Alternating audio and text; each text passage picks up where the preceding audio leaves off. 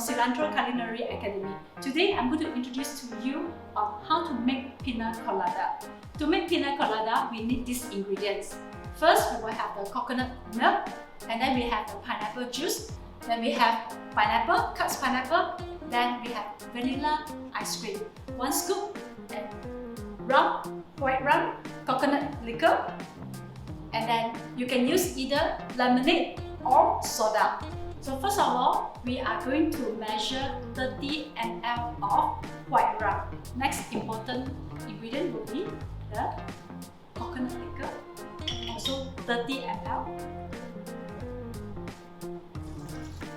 And then we will add on 90 ml of pineapple juice. Then we add on the cut pineapple. You can use your bar spoon. Ice cream, vanilla ice cream. Now this is actually optional whether you want to put ice cream or not. So I prefer to put ice cream because it is more creamy and because I love the vanilla smell. Some of them they don't put ice cream. Then you just add in about like 5 to 6 cubes of ice and you start blending. So now it's done, we can actually pour it into the glass. Put a few cubes of ice and then we top up with the drinks that you prefer.